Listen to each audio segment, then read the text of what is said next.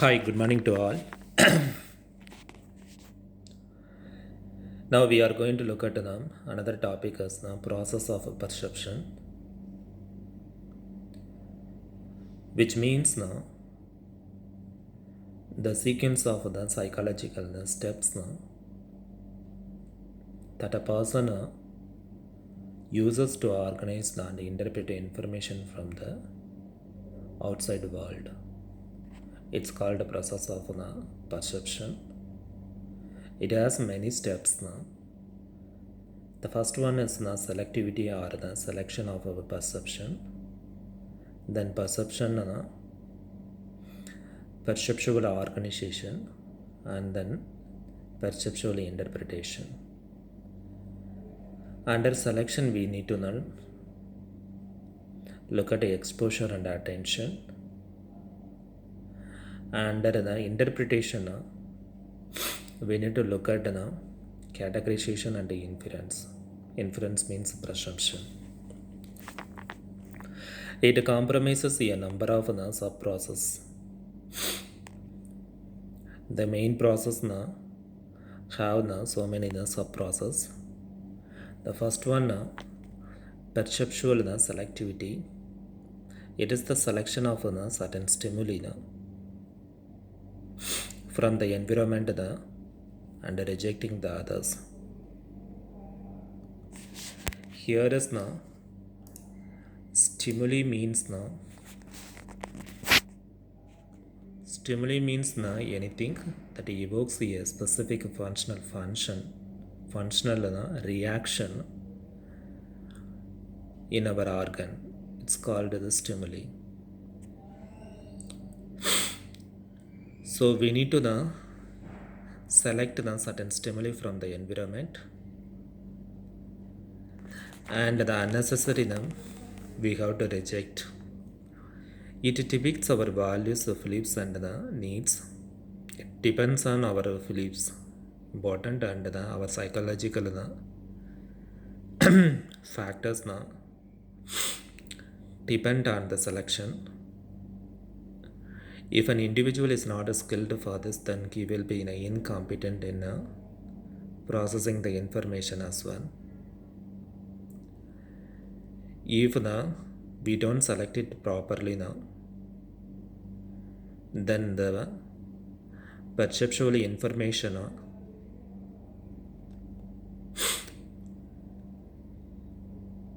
fails, I think. He will be incompetent in processing the information. The next one is two related process which help in enhancing selectivity as follows. The perceptual selectivity has subdivisions. The first one is a sensory activation. Sensory means transmitted or perceived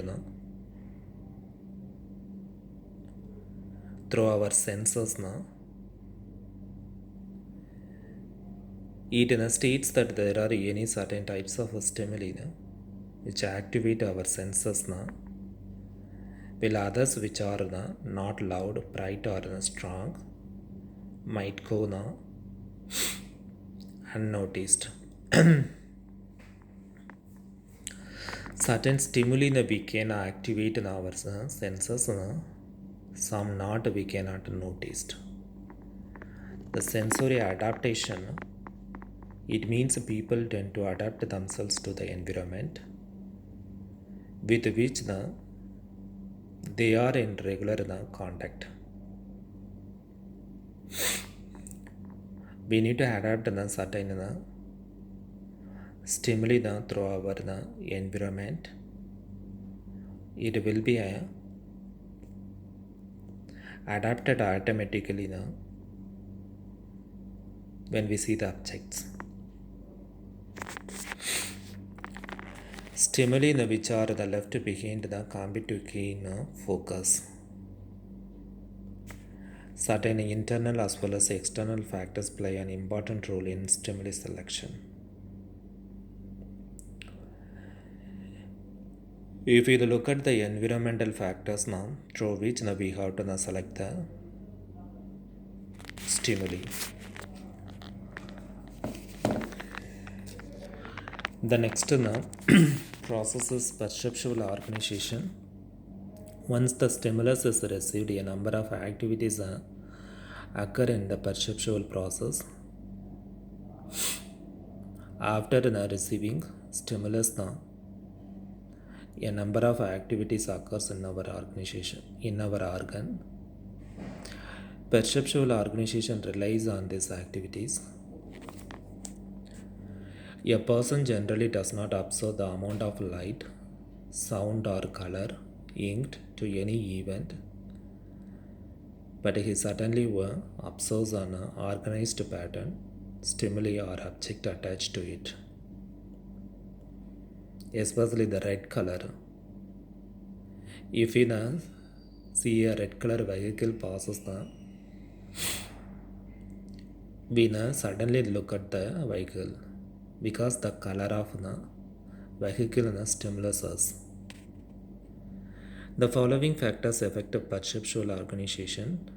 Figure and ground. It states that when a person perceives any object, it occupies a separate space in the psychology of the individual.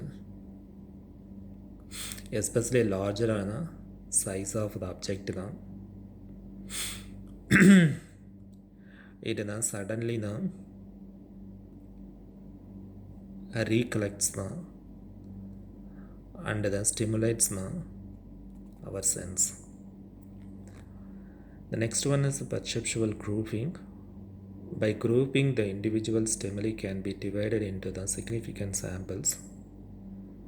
Factors affecting perceptual grouping are as follows. It has some subdivisions. The first one, similarity. It states that the objects which look similar are perceived to be a part of the same group. For example, workers who wore the same uniform might have different personalities. Still, they are perceived as the same. It's also applicable for the school students. If you see the school students, they all wear the same uniform. We assume that they are all from one school. Just look at the school uniform, but they have different personalities. But we perceive as they are all one school. The next one is the proximity. It states that stimuli located near each other are perceived as a collective pattern. For example, at workplaces, employees belonging to a department are usually perceived as a team due to their closenesses. It is similar with the similarity. In our organization, for example, we can get the finance department. They are all sit near to each other. We look at them as they are all in one department. Because the perception means the way in which something is recorded, understood or interpreted through our sense. It is the perception. The next one is the closure. People have the tendency to perceive object as a whole, even when a part of them is missing as the perceptual process ignores the gaps created by sensory inputs.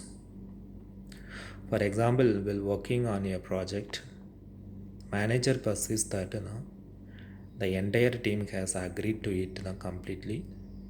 Well, in fact, a few workers might have disagreed with it. When we look at an object as a whole, we don't notice small gaps between that,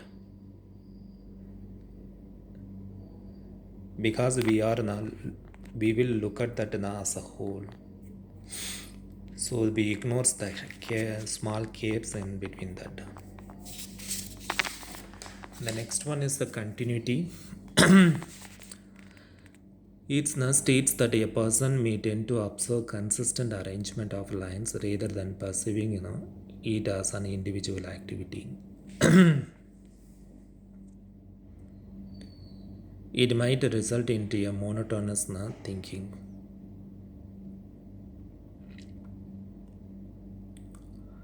Continuity a person look at an object in an arrangement of lines rather than individual entity. It might result in monotonous thinking. Monotonous means without interesting. It makes that continuity makes the monotonous thinking. Common fact, it states that the object that moves and works in a same way are then treated as a unit. For example, a flock of hats, a herd of cattle, etc. It is the repeated thing. If you do work again and again in the same way,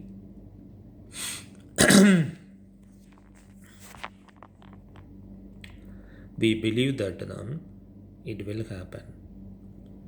The next one is a perceptual constancy. It gives the individual a sense of stability. Through consistency, we will get the sense of stability. The next one is the perceptual context. A simple stimuli, object in a situation or person, drives meaning from perceptual context. The perceptual factors according to the situation of stimuli, object and the situation or the person to person, it will differ. The next one is the context in which managers and workers observe various elements is provided by organizational culture and organizational structure.